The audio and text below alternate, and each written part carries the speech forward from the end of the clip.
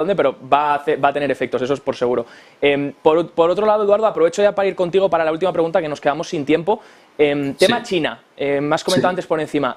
Claro, esa reapertura que tanto los inversores apostaban, que parecía que era la salvación, que llegaba a China, que reabría y que ya el consumo de materias primas iba a volver, que los PMIs iban a dispararse, que la economía en China iba a reactivar, pero parece ser que siguen con problemas. PPI hoy cayendo en términos interanuales un menos 4,6%.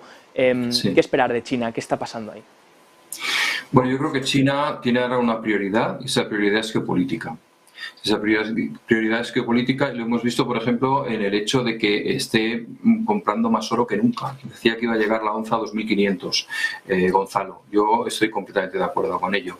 Es decir, necesita un valor de respaldo que vaya más allá del dólar, ¿no? Y en eso está compitiendo. Yo creo que China tiene el problema de su enorme dependencia de los mercados exteriores para crecer. Había un dato, me lo había notado aquí, ¿no? Es decir, realmente el punto en el que el mercado exterior excede en beneficios al mercado interior es incomparable a cualquier otro país, ¿no? en estos momentos, lo cual lo hace especialmente sensible a las crisis de los demás. Y en un momento de recesión ya declarada, pues realmente hay que tenerlo en cuenta. Yo quería hacer una última reflexión a modo de conclusión, con eso ya cedo la palabra a mis compañeros, y es que creo que tú lo has señalado antes y yo me lo anotaba aquí. Yo vengo aquí como si viniera a clase un poco también, ¿no? Se ha llegado el momento de llamar a las cosas por su nombre y enunciar correctamente los problemas. Yo creo que es el momento de dejar atrás los eufemismos, los golpes al Excel hasta que diga exactamente lo que queremos decir y llamar a las cosas por su nombre, un poco como hablamos aquí, en claro y mojándonos en nuestras opiniones, ¿no?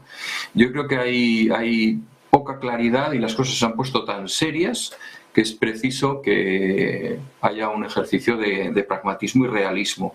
Y yo creo que hay otra cosa que a mí me preocupa y como fondo de todo es ese viraje en Estados Unidos que estamos viendo a todos los niveles, y que me hace recordar una frase maravillosa de Thomas Jefferson, uno de sus padres fundadores, que ya podrían aplicársela ahora, ¿no? Porque no hemos hablado de lo que está pasando realmente con las criptomonedas, pero es así, ¿no? Y esa frase decía: espero que el Estado piense en mí, pero no por mí. Bueno, pues creo que cada vez estamos más cerca y que se mueven más piezas para que nos acerquemos a ese escenario de que el Estado piensa por ti, ¿no? Y eso lo vemos en China también, con lo cual yo creo que China, con todo, es el Estado que tiene más cartas en la manga para salir con bien de toda esta historia, de todas las grandes potencias. Y lo vamos a ver en el desenlace final del conflicto que estamos viviendo a nivel global. De hecho, ya estamos viendo cómo han metido el pie en el acelerador en el estrecho de Taiwán, etcétera, ¿no? Este era un poco el planteamiento. Has planteado lo de las criptos, Eduardo, qué pena que no nos dé tiempo a abordar esto, pero sí. Lo que está pasando con las criptos, justamente la SEC, el regulador, denuncia a Binance, claro, denuncia a Coinbase en un momento en el que se va a presentar la FedNow. No sé si es coincidencia o casualidad, veremos en los próximos meses. Rodrigo, rápidamente, lo siento, Eduardo, es que nos quedamos sin tiempo. Sí. Rápidamente una opinión de China, Rodrigo, nos lo has comentado antes por encima, por concluir. Sí. Yo creo que China tiene un grave problema con el sistema inmobiliario. Lo venimos hablando muchas veces los viernes. Tiene un sistema financiero, bancario, una hiper mega burbuja inmobiliaria que están intentando sostener, porque el gobierno chino lo que quiere es paz social y si se derrumba su sistema inmobiliario, que en el cual la mayoría de los chinos ahorran, hay chinos que tienen 2 o 3 o 4 viviendas, tendrían un grave problema social. Y cuando estamos viendo que el mundo, los precios de producción están cayendo, lo que está indicando que el mundo no está demandando. Y si el mundo no demanda, China tiene un gran problema porque tiene una economía muy exportadora. Y si no exporta, no produce. Y si no produce, no tiene trabajo. Y si no tiene trabajos, los trabajadores que están en paro. Y además, eso le sumas con un problema inmobiliario, tienes una bomba de relojería tremenda. China tiene es dependiente del sistema euro-dólar, del dólar, Y a pesar de que se quiera desvincular, y creo que el dólar, el oro en el futuro, estoy de acuerdo con mis amigos, con mis compañeros, va a subir, en el corto plazo China lo va a tener muy complicado para desvincularse del dólar. Totalmente. Y creo que le va a afectar mucho la próxima crisis financiera, sobre todo porque ellos como sociedad van a tener muy difícil limpiar y purgar esa economía y reorientarse, porque van a tener que sufrir tantísimo a corto plazo para reorientar la economía que no creo que el Partido Comunista Chino sea capaz de realizar esa tarea.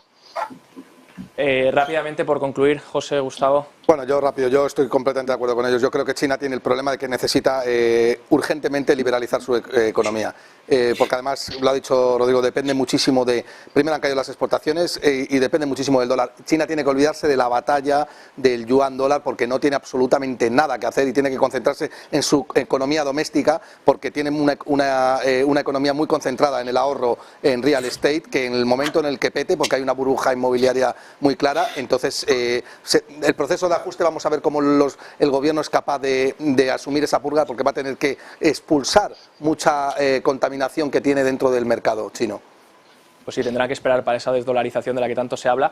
José, opiniones para cerrar este bloque. Y voy rápido porque es muy importante el concepto de destrucción creativa que todos hemos comentado, ¿no? El no dejar que la economía se purgue. China lo está haciendo, ya ha anunciado un plan de estímulo muy fuerte a nivel fiscal, sobre todo para el sector inmobiliario, entonces no va a dejar sanear la economía.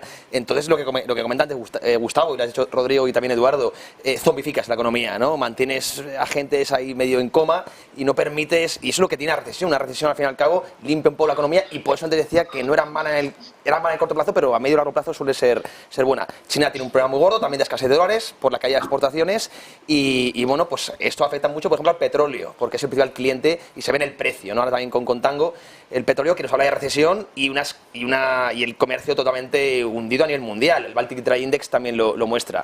Así que, bueno, un reflejo del mal ciclo que tenemos ahora mismo. Pues nos quedamos con